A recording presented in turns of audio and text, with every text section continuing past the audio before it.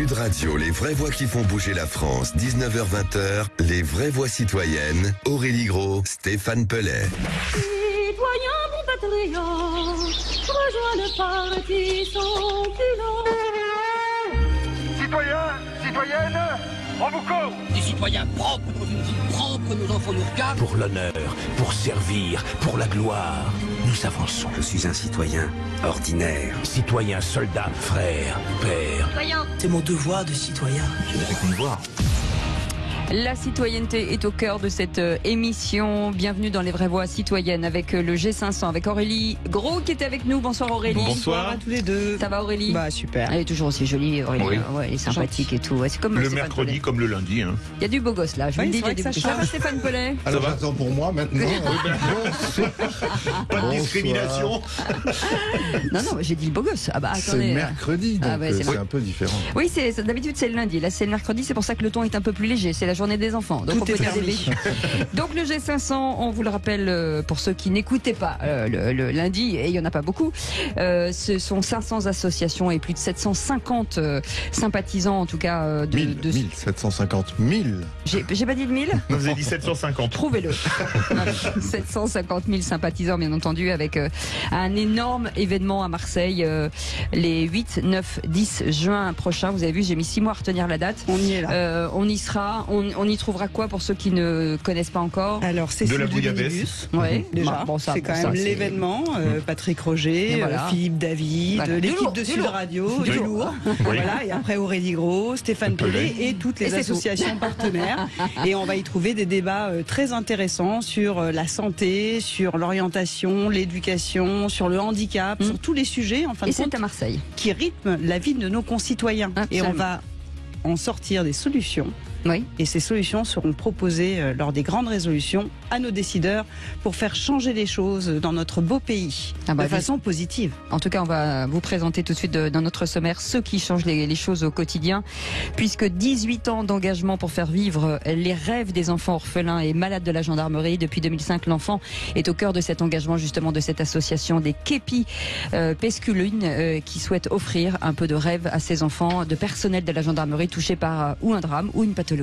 En France, le gaspillage alimentaire représente, accrochez-vous bien, 10 millions de tonnes de produits par an, alors que plus de 3 millions de Français subissent l'insécurité alimentaire.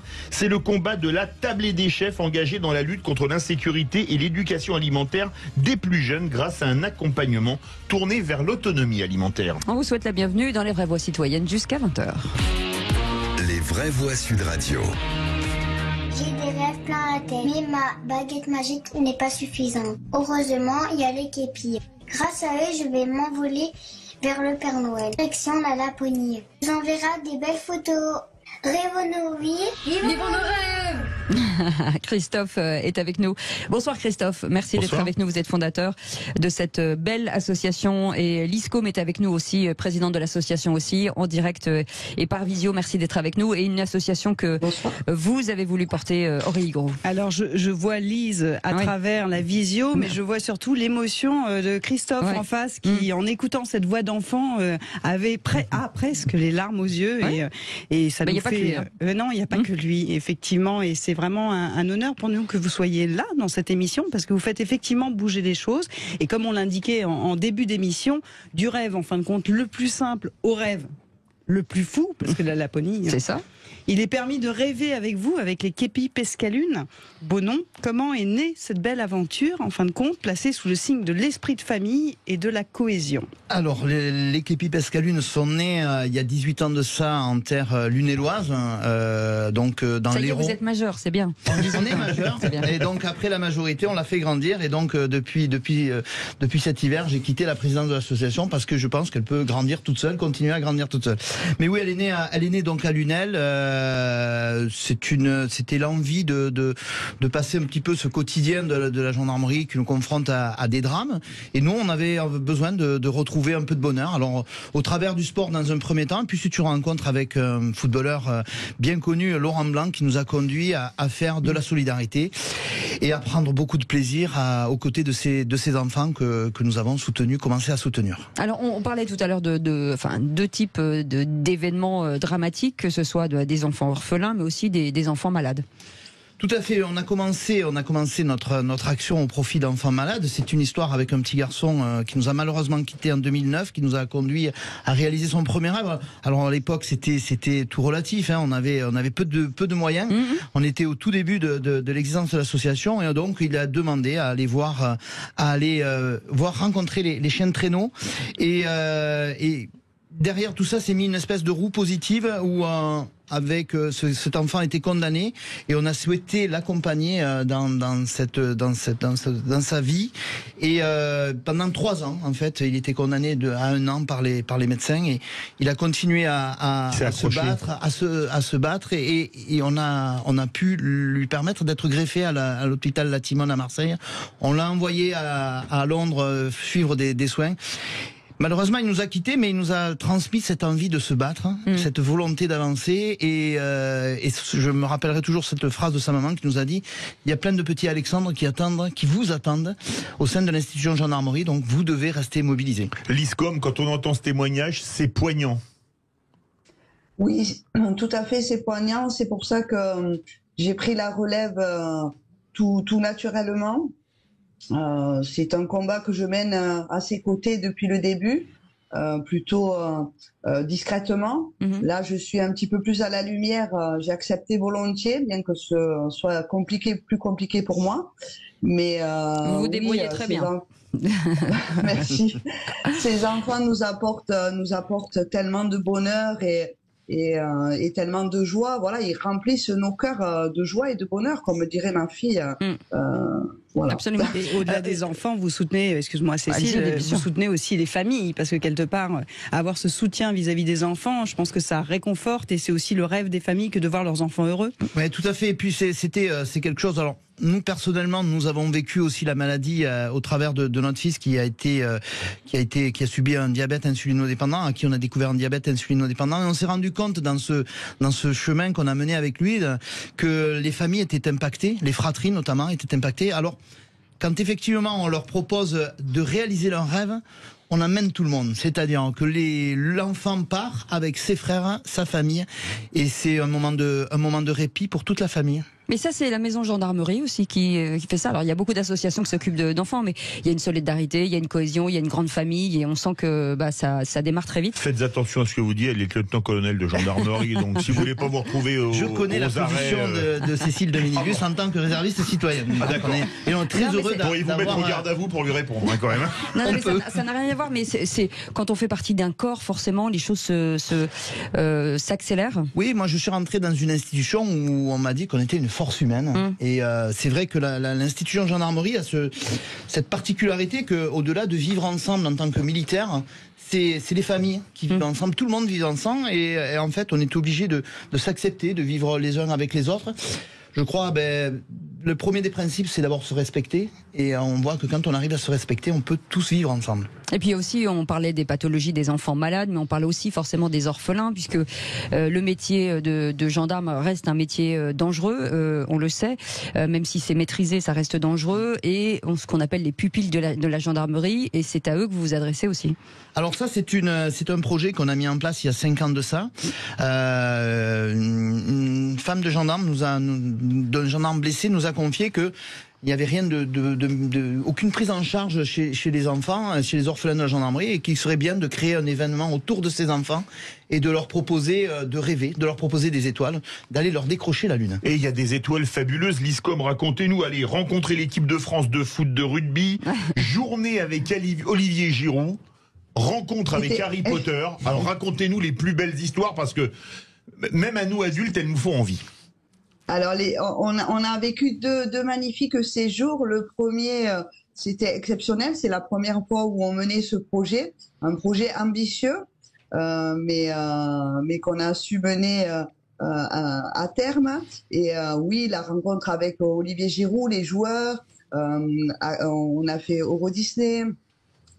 Et puis surtout, ce qui est important dans ce genre de séjour, c'est le lien avec l'institution, justement, les unités, les gendarmeries qui nous reçoivent, qui nous font des démonstrations d'hélicoptères, de la garde républicaine.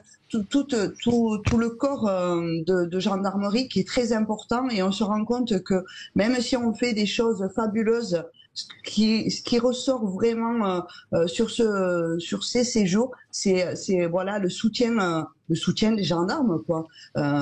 Et ça rappelle voilà le papa ou la maman disparu, et c'est vraiment quelque chose dont ils ont besoin.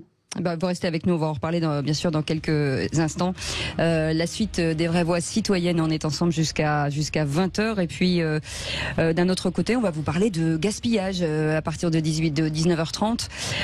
Vous savez qu'on gaspille aujourd'hui 10 millions de tonnes de produits par an, alors que plus de 3 millions des Français subissent de l'insécurité alimentaire. On va en parler aussi. Et puis si vous voulez vous poser des questions, vous êtes les bienvenus. 0826 300 300. On est avec Aurélie Gros, Stéphane Pellet. Ce sont les vraies voix citoyennes avec Philippe David. On est ensemble jusqu'à 20h. À tout de suite. Sud Radio, les vraies voix qui font bouger la France. 19h-20h, les vraies voix citoyennes. Aurélie Gros, Stéphane Pellet. C'est toujours l'occasion pour nous dans les vraies voix citoyennes de remercier généreusement le G500, en tout cas Aurélie Gros et Stéphane Pellet, pour le travail qu'ils font, de mettre en lumière, d'aller chercher d'abord ce sont les associations qui font du travail, mais en tout cas grâce à vous, on leur donne une porte voilà sur les citoyens. Une fenêtre. Non mais une énorme porte, c'est une énorme porte. Une baie vitrée. Oui. Mais avec les vitres ouvertes. C'est ça. Oui. Sinon c'est bon bref. En tout cas merci beaucoup de nous les présenter. Christophe est avec nous, fondateur de cette belle association dont vous allez me rappeler le nom. Képi Pescalune. Voilà, les Képi Pescalune. Képi Pescalune, exactement. Et nous avons aussi notre invitée Lise Côme qui est avec nous, la nouvelle présidente, et merci d'être avec nous. Avec Aurélie, des projets, forcément beaucoup de projets. D'abord, vous vouliez dire un mot, Christophe?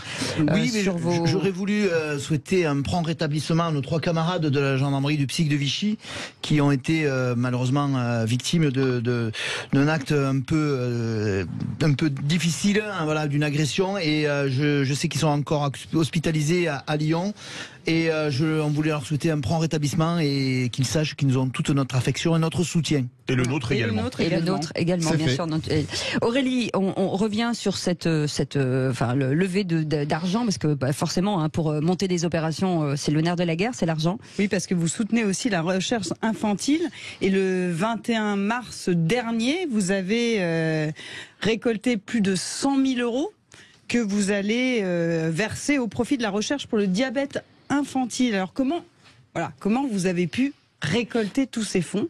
Alors, pour ce qui est de la collecte de fonds, effectivement, on a un principe, nous, qui est la solidarité participative, c'est-à-dire inviter les gens à se fédérer pour construire des projets qui permettent de récolter des fonds. Et puis, ça a créé une saine émulation, puisque au travers de toute la France, régulièrement, on est contacté par nos camarades des différentes gendarmeries qui nous disent on a envie de faire ça pour vous. Le 1er avril, par exemple, on a les gendarmes du Cantal qui se mobiliseront sur un crossfit. On a des camarades qui ont traversé la France depuis Rouen pour rejoindre la Corse.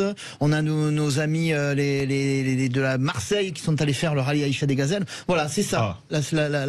On avait reçu le rallye Aïcha des Gazelles dans les vrais voix qui font rouler la France il y a quelques semaines. On est partenaire d'ailleurs, oui. Avant de donner la parole à Clément Gautrin, l'acteur, une question à Lise Côme. Vous avez lancé, je cite, un vaccin anti-morosité. Avec quel laboratoire? Envoyez-le nous. C'est-à-dire qu'il faudrait vaccin obligatoire pour toute la France. Et là, tout le monde dirait surtout oui. en ce moment. Et là, tout le monde dirait oui. Le laboratoire, tout simplement, des Képi Pescalune. Oui. Voilà. on a contribué, on s'est rendu compte à travers une hospitalisation aussi de notre fille, on s'est rendu compte que les enfants aussi étaient en souffrance, surtout pendant le Covid. Les fratries ne pouvaient pas aller voir leur frère ou leur sœur hospitalisés, qu'un parent, c'était assez compliqué. Donc on a eu l'idée de leur donner un petit peu de couleur dans leur vie, de leur distribuer des coloriages. Et voilà, on va essayer de faire une belle fresque. On a fait plusieurs hôpitaux. C'est toujours un plaisir, voilà, de s'y rendre et d'offrir ces petits. C'est pas grand chose, mais voilà. C'est énorme. Déjà, c'est énorme. Écoutez, on a avec nous Clément Gautrin, acteur de Demain nous appartient et marié au premier regard. Bonsoir. Bonsoir.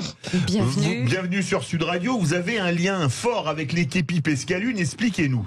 Alors, outre le fait que vous êtes latois, je crois, c'est-à-dire habitant de Latte. C'est ça, exactement. Mais effectivement, j'ai eu la chance de participer à une aventure humaine qui est mariée au premier regard, qui m'a fait énormément connaître. Et à la suite et à la sortie, en fait, j'avais déjà une histoire assez particulière avec ma mère et ma sœur qui est adoptée, qui est noire et nous on est blanc.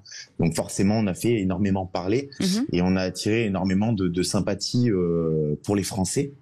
Je m'attendais pas du tout à ce retour et puis à la sortie de cette émission, j'ai été contacté par Michel qui fait partie de l'association des Képis Pescalunes, qui me dit qu'est-ce que tu vas faire de tout ça maintenant, de cette notoriété?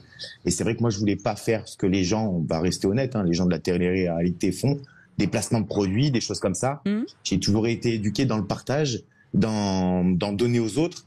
Je viens aussi quelque part un peu des forces de l'ordre, puisque j'ai un arrière-grand-père qui est général de l'armée de l'air 3 étoiles, un grand-père qui est commissaire divisionnaire des polices et ancien patron de la police judiciaire sur Grenoble. Il ne peut rien nous arriver avec vous, c'est bien. Le seul problème, il est en visio. Voilà. Maintenant, malheureusement, ils sont là-haut, mais je pense qu'ils seraient fiers du chemin que j'ai parcouru et c'est pour ça aussi que j'ai décidé de rejoindre les Képis Pescalunes et donner en fait tout ce que je peux apporter en notoriété, en message à faire passer, pour donner la visibilité, pour les orphelins, pour le diabète et puis pour les rêves d'enfants qu'on arrive à réaliser.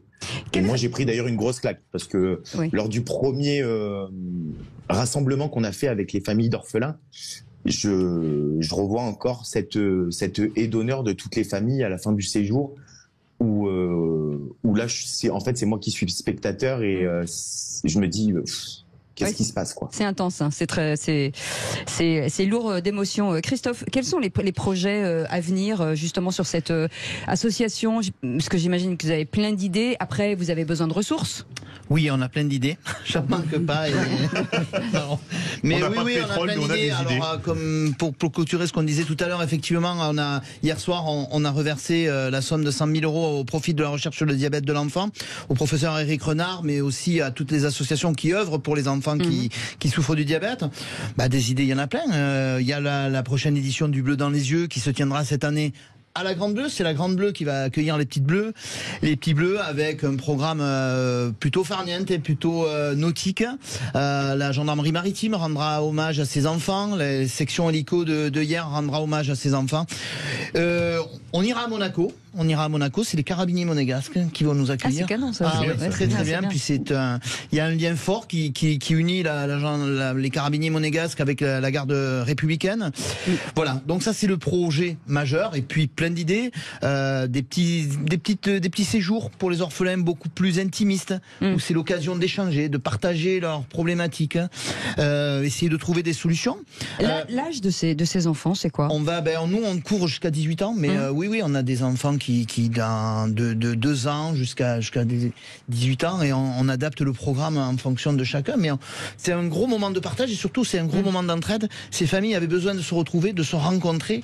Et en fait, c'est ça la réussite du projet, c'est que c'est pas tout ce qu'on peut mettre comme argent autour, c'est le lien humain qu'on arrive à mettre en place. Il y a un groupe WhatsApp qui existe chez nous, qui s'appelle Du Bleu dans les yeux Family, et elles sont heureuses d'être dans ce groupe de famille, et elles arrivent à s'entraider. Il y a de la paix et danse là-dedans, et c'est ça qui est formidable. Nous, on a été très heureux de vous rencontrer aussi. Merci beaucoup Christophe, merci Lise. Vous serez au G500 à Marseille? Ah, monsieur, on est conviés, on y viendra avec plaisir.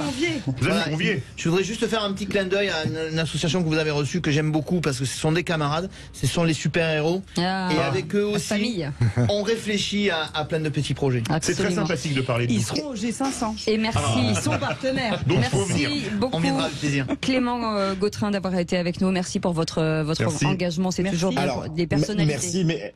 Merci, mais je voulais aussi dire quelque chose d'important et sans eux, c'est pas possible. C'est tous les bénévoles qui participent et qui gravitent autour de cette association. Parce que sans eux, c'est vraiment du boulot et sans eux, ça serait pas possible. Donc je les embrasse bien fort. Et merci. Et nous aussi, on vous embrasse. Merci d'avoir été avec nous.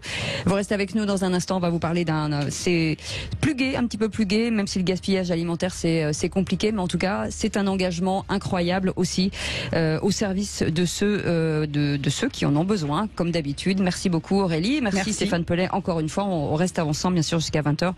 pour parler de tout ça, de ces beaux engagements. À tout de suite. À tout de suite. Sud Radio, les vraies voix qui font bouger la France, 19h-20h, les vraies voix citoyennes, Aurélie Gros, Stéphane Pellet. Et on la secoue, cette France, dans les vraies voix qui font rouler, enfin pas rouler la France, en tout cas, qui font secouer la France. C'est demain. Les vraies voix qui font, on fait un nombre de trucs avec Philippe David, c'est dingue. En tout cas, les vraies voix citoyennes, on est ravis de vous retrouver avec Stéphane Pellet et Aurélie Gros. Le G500, c'est 8, 9, 10, Marseille, avec juin. Oui, j'ai pas dit le mois. Non, vous n'avez pas dit le mois. Prouvez-le. Le podcast. Vous allez trop vite. Oui, j'ai trop vite, parce que je veux laisser la parole à nos invités. Donc Vincent Brassard est avec nous. Bienvenue, vous êtes président chez la Tablée des chefs France, avec Christelle Lalbert qui est là, chef bénévole. Merci d'être avec nous. Bonsoir. Et c'est une association que vous voulez nous présenter, Stéphane Pellet. Et oui, et on prend un très grand risque parce qu'à cette heure-ci, on a faim et on mais a nous, on a des faim chances, depuis longtemps, vous savez. de parler cuisine pendant cette demi-heure. Vincent, bonsoir. Vous êtes de formation donc hôtelière, les fameux lycées hôteliers français du secteur de la restauration gastronomique, et vous avez travaillé pendant 20 ans dans l'organisation d'événements prestigieux, notamment pour les entreprises. Et à ce titre, vous êtes vraiment témoin du gaspillage alimentaire dans notre quotidien professionnel, le vôtre surtout, et de la nécessité de nourrir les familles dans le besoin. Vous avez rapproché ces deux choses-là. Finalement, vous êtes inspiré de la Tablée des chefs au Québec pour agir en France. Et c'est pour ça qu'on voudrait que vous nous racontiez cette histoire, et puis on parlera dans quelques instants avec une Québécoise. Franco-québécoise, oui. Avec grand plaisir, et en tout cas merci de m'accueillir. Oui, c'est à peu près ça le parcours, hein. Formation hôtelière, longtemps dans l'événementiel. Le constat que dans les événements, voilà, on attend 400 personnes et il y en a que 200, et qu'est-ce qu'on fait des surplus.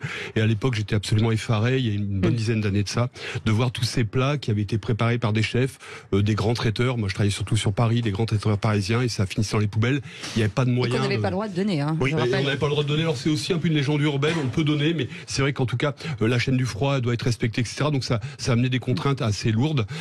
Et je me suis dit bon, il y a quand même quelque chose à faire. Donc c'est comme ça que j'ai contacté en fait la Tablée des chefs Montréal, créée en 2002 par Jean-François Archambault, qui avait fait un peu le même constat que moi, formation hôtelière, du gaspillage, etc. Il avait mis en place un système de récupération et de redistribution aux associations d'aide alimentaire. Et c'est comme ça on s'est rencontrés, c'est comme ça que l'aventure est partie. Alors c'est vrai qu'aujourd'hui, nous l'association, on fait plus trop de récupération et de distribution. On le fait ponctuellement, mais on continue de nourrir les plus démunis. Et du coup, aussi ce qu'on s'est dit, c'est que pour lutter contre ce gaspillage, en fait, il fallait éduquer. Faire de la prévention, c'est ça. C'est vos deux grands axes de travail, nourrir, éduquer. Alors, racontez-nous, par exemple, comment vous faites pour travailler au sein des maisons d'éducation des enfants, donc les fameuses MEX, les maisons à caractère social. Qu'est-ce que vous y faites finalement? Alors donc, le constat, c'était de se dire, on va aller vers les générations futures. On va leur donner le moyen d'être autonome au niveau alimentaire. On va donc leur donner des outils. On va en fait leur apprendre à cuisiner, leur donner envie de cuisiner. Et moi je dis toujours que si on sait cuisiner, on va lécher son frigo. Donc tout ça se tient. C'est-à-dire qu'on va pouvoir accommoder les restes et on va rien jeter. Donc déjà ça c'est important. Et en plus on va vers une population et les jeunes plutôt en milieu défavorisé. Et donc en fait en sachant cuisiner, on va aussi dépenser moins d'argent, mieux manger. Donc on est vraiment, j'aime bien dire, un impact à 360. Et on gagne en autonomie surtout. Et on gagne en autonomie, évidemment. L'idée c'est de leur donner l'autonomie alimentaire et de les éloigner de la précarité alimentaire. On en parle beaucoup aujourd'hui avec l'inflation. Donc pour répondre à la question... Non, mais d'autant plus que les milieux défavorisés sont ceux qui souffrent le plus de la malnutrition, outre en quantité, mais également en qualité, avec les problèmes le surpoids, le diabète et tutti quanti. Évidemment. Et d'ailleurs, un de nos partenaires, en fait, le Cardiff du groupe BNP, a pour mission de lutter contre l'obésité et les troubles du comportement alimentaire chez les jeunes. C'est un vrai fléau. C'est une vraie bombe à retardement pour la société, pour la santé publique. Voilà. En matière d'argent, ça coûte moins cher de cuisiner soi-même plutôt que d'acheter des produits parfois qui sont très chers et Ouais, alors effectivement, il faut avoir un savoir-faire culinaire, c'est important. Et puis c'est vrai que si on peut dire à des gens, voilà, ce serait bien de manger un peu moins carné, un peu plus végétarien. Mais si vous savez pas cuisiner, un plat végétarien, ça peut vite être pas très bon. Donc il y a un minimum. Alors ça existe, hein, des 3 étoiles, des restaurants 3 macarons Michelin végétariens. Ouais, ça existe à la maison. mais donc il faut un petit peu de savoir-faire culinaire. Et pour répondre à la question sur ce qu'on fait et comment on va vers les jeunes, on va dans deux types de structures, des MEX, donc des maisons d'enfants à caractère social, ce qu'on appelle plus communément des foyers, vers des jeunes qui sont en fait sortis de la structure familiale, sous la protection de l'enfance. C'est des jeunes qui ont des parcours de vie vraiment difficiles. Quel âge ont-ils en Alors moyenne? ils ont entre 12 et ceux qu'on verra qui en bas, ils ont entre 12 et 18 ans. Hein. Et donc en fait souvent c'est des 12-16 ou des 16-18. Et on a un programme qui s'appelle Cuisine ton avenir. J'aime beaucoup ce nom parce qu'en fait la force de l'association, c'est qu'on a un collectif de chefs professionnels engagés. Alors les chefs, c'est des triples étoilés, mais c'est aussi des chefs retraités. C'est ouvert à tous. Un collectif d'une centaine de chefs. Et ils vont venir, ils vont cuisiner, préparer avec les jeunes le repas du soir. C'est des échanges absolument incroyable. Il y a quelques minutes, on a parlé des brigades de gendarmerie. Vous avez les brigades, mais culinaires, dans un genre différent. Exactement. Donc, mais quand on voit le parcours finalement de Thierry Marx, par exemple, qui était un délinquant, qui finalement a fini dans des cuisines, c'est une inspiration pour des enfants. Évidemment, bien sûr. Et alors Thierry Marx, mais moi on a un de nos ambassadeurs qui s'appelle Alan Geham. Alan Geham, pas très loin d'ici, il est arrivé en France. C'était un clandestin. Il venait du Liban. Il voulait cuisiner, apprendre la cuisine en France. Il n'avait pas d'argent. Il dormait sur un banc au Champ de Mars. 20 ans plus tard, il est étoilé à Paris, il a 3 ou 4 maisons, il vient de signer la carte du K2 à Courchevel, donc c'est vrai que lui il dit c'est le rêve français, mais c'est vrai qu'au travers de la cuisine, et je discutais hier avec Dominique Crène, qui est une chef, la seule chef triple étoilée aux États-Unis.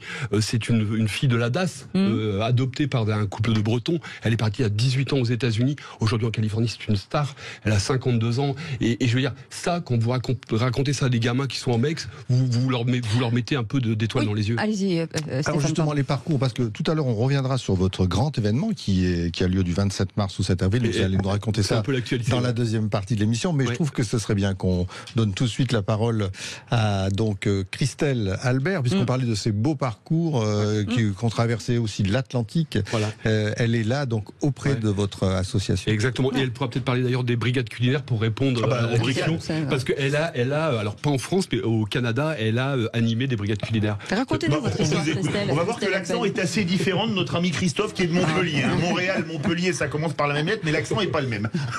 Alors bonsoir. Oui, effectivement, vous trouverez un petit accent, mais comme je disais tout à l'heure, je suis franco-québécoise, alors c'est un accent un peu mélangé. J'ai donc, ça fait 10 ans, plus que 10 ans que je travaille dans le monde culinaire. Moi, j'ai fait une reconversion. Je travaillais surtout dans le monde du spectacle et de l'événementiel avant. J'avais toujours adoré cuisiner, et voilà, je me suis lancée. Et j'ai découvert la tablée des chefs à Montréal parce que je travaillais souvent seule. J'étais chef à domicile, donc j'allais cuisiner chez les gens. Je faisais encore de l'événementiel aussi, et j'avais envie de partager et de rencontrer des gens. J'avais fait aussi de la formation dans ma vie antérieure, et je me disais voilà une occasion de partager. Et donc voilà. Alors c'est un bon lien social. C'est un bon lien social finalement. Excellent, oui, vraiment, c'est manger ensemble, apprendre ensemble, ça tisse des liens.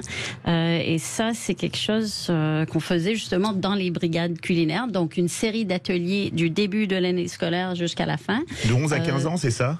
Oui, c'est à peu près pareil qu'ici, c'est au secondaire, donc équivalent lycée, donc à partir de 12 ans à peu près jusqu'à 16-17 ans. Moi, souvent, c'était des plus jeunes, mais bon, il pouvait y avoir un petit peu de tout. Et puis, bien souvent, on voit, donc on l'a évoqué un peu tout à l'heure, c'est un savoir qui se perd pour une variété de raisons. Et puis ça, je dirais que c'est la même chose des deux côtés de l'Atlantique. Souvent, c'est oui, des milieux défavorisés, les parents sont trop occupés, bref, la vie est beaucoup plus effrénée qu'elle l'était, et donc les parents n'ont pas le temps de leur montrer.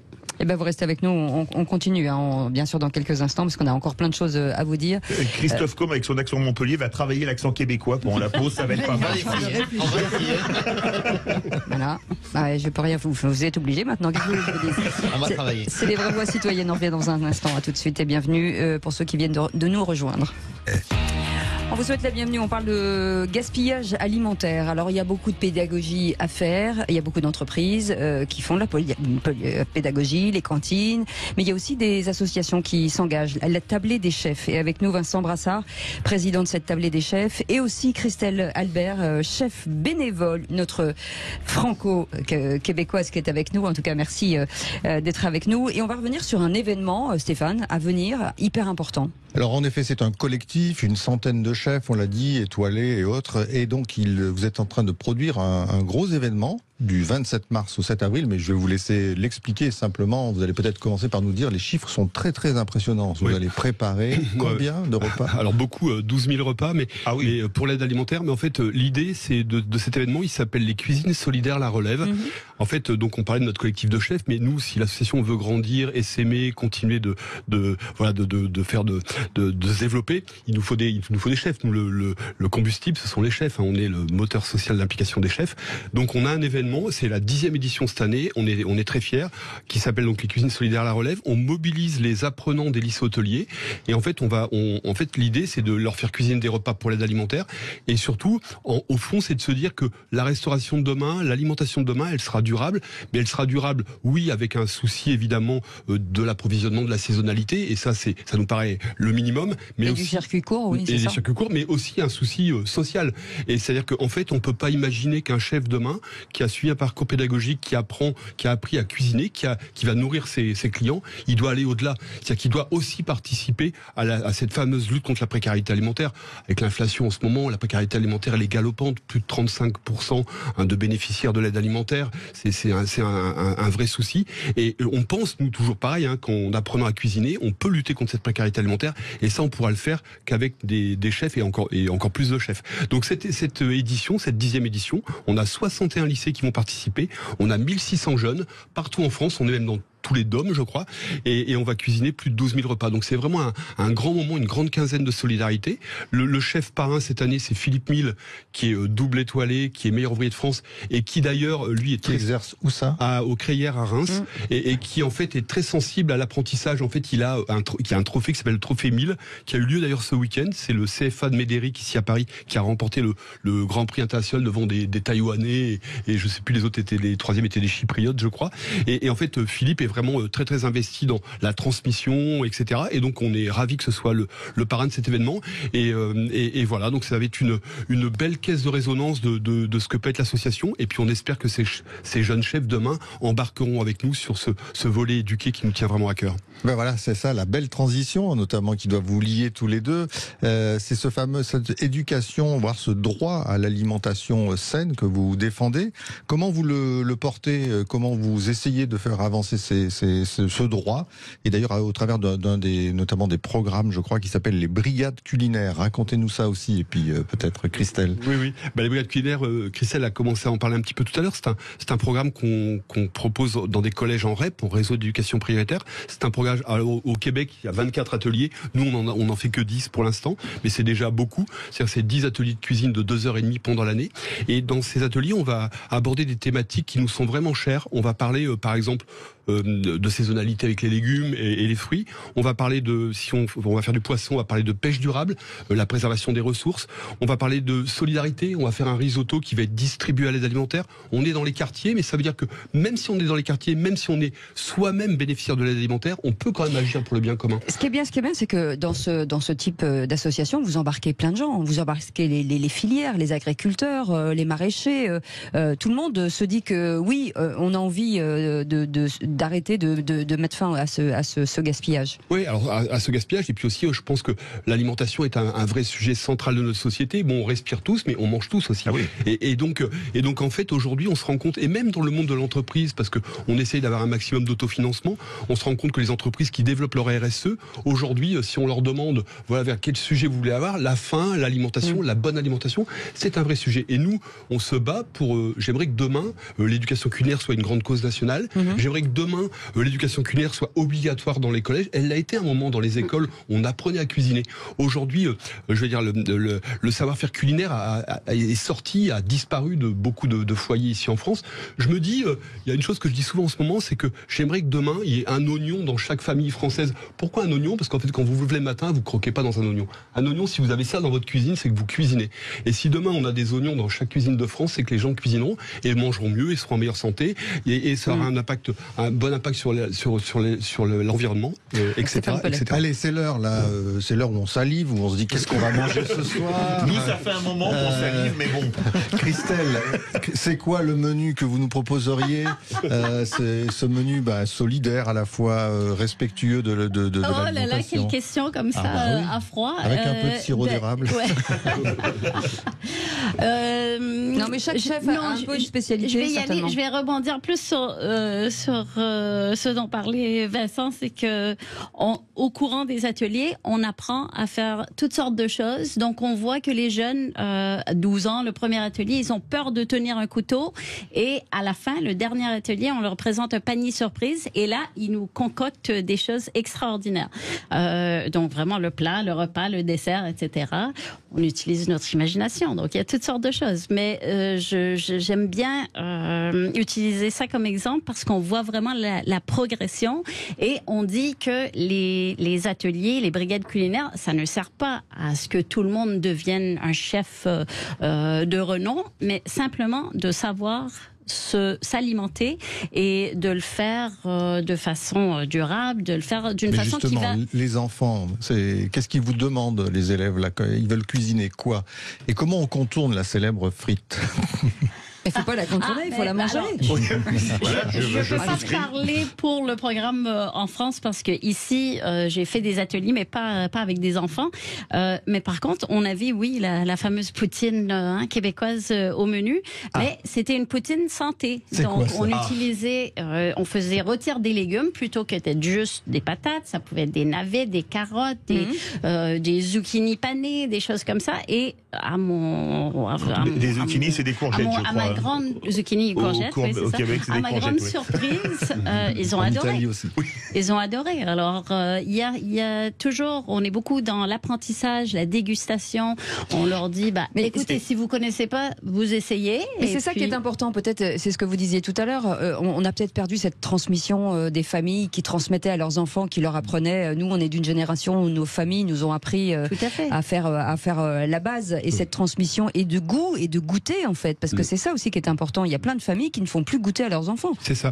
Et moi, je pense que la force de l'association aussi, c'est de s'appuyer sur des chefs. Alors aujourd'hui, avec toutes les émissions Top Chef et compagnie, pour certains, pour des jeunes, ça remet et nous, on a à la mode. Voilà. Et nous, on a des candidats Top Chef, par exemple, qui sont allés. J'ai souvenir dans un foyer où un candidat Top Chef assez connu était arrivé avec des macros en disant voilà, on va faire un macro mariné à des gamins dans une Mex. C'est juste improbable, quoi. Ils avaient jamais vu de poisson de leur vie, ils avaient jamais touché un poisson de leur vie. Et il y avait 12 gamins, et il y en a juste un qui a vraiment pas voulu goûter. Tous les autres ont mangé, ont adoré, quoi. Donc en fait, on remet un peu l'alimentation, on leur explique. Je pense que les chefs, ils ont la passion, ils ont le savoir aussi, et que donc on arrive à faire des choses absolument incroyables, et je pense que c'est gagné quand dans un atelier un gamin a goûté pour la première fois quelque chose, un produit qu'il n'a pas obligatoirement à la maison, et déjà on a fait quelque chose de bien. Alors il y a un temps qu'on oublie souvent, c'est le petit déjeuner. Vous savez qu'il y a des collectivités qui font ça, qui macro petit déjeuner. Non, de la potine. Non, mais vous avez un conseil à donner sur le petit déjeuner, parce que ça, c'est dans l'éducation alimentaire, c'est essentiel. On se rend compte que beaucoup d'enfants arrivent en tant qu'élèves le ventre vide. Oui. Et du coup, les collectivités sont obligées de mettre ça en place en substitution, souvent pour faire de l'éducation à l'alimentation. Bien sûr, bien sûr. Alors des conseils, moi je suis pas je suis pas nutritionniste et pas vraiment chef non plus. Mais ce que je veux dire, c'est que de toute façon, l'alimentation, quoi qu'il arrive, il faut qu'elle soit variée. Et en fait, le problème qu'on a aujourd'hui, c'est que la variété n'existe plus. Et d'ailleurs, on le voit même dans les cartes de restaurants ou dans les villes. J'habite dans une ville, Amiens, où malheureusement, ville très étudiante, où en fait on a comme offre pour les étudiants de restauration, c'est très très pauvre, et on n'a surtout pas de variété. Donc je pense que la variété est absolument importante, que effectivement le petit déjeuner doit être complet, et puis il faut nous, c'est ce qu'on leur dit aussi aux jeunes malgré tout, c'est que de bien manger, c'est le carburant. C'est-à-dire que si on veut qu'ils puissent apprendre et apprendre sereinement, il faut un peu de carburant, parce que en fait réfléchir, penser. Mais il y a un travail à faire sur les cantines aussi, parce qu'il y a beaucoup de cantines qui s'engagent, qui font beaucoup de local, mais évidemment. Et puis sur les cantines, bon, après c'est des grosses structures, beaucoup qui sont à la tête de ces cantines, avec des contrats qui une fois qu'on est au terme et qu'on sait qu'on sera pas renouvelé, on est un peu moins dans les clous. Il y a beaucoup de choses à dire sur les cantines, effectivement. Et pour parler du carburant, comment vous aider? Comment nous aider sur le carburant? Par exemple, financièrement. Écoutez, c'est assez simple. Hein. On peut aller sur le site de la table des chefs. On peut faire un don à l'association. Nous, il faut comprendre que par exemple, le programme des brigades culinaires dans un collège, si on valorise le programme sur l'année, ça coûte à peu près 5-6 000 euros. En fait, c'est rien. C'est rien parce que c'est 10 ateliers pour une vingtaine de gamins. C'est 2h30 de cuisine avec un chef passionné.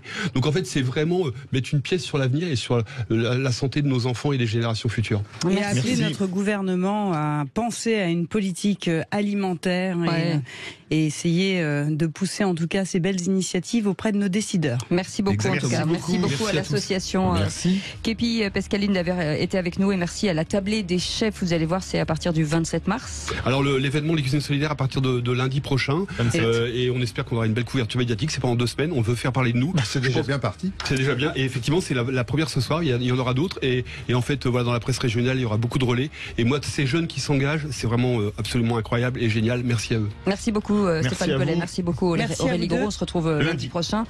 Dans un instant une édition spéciale avec Jean-Marie Bordry sur l'allocution du président de la République. Sur l'interview. L'interview, oui, et nous on se retrouve demain 17h. D'accord, si ok. Bon, c'est parfait. On embrasse nos équipes, Aurore, Aude, Justine et Benoît pour leur travail exceptionnel tous les jours. Merci, à demain, salut.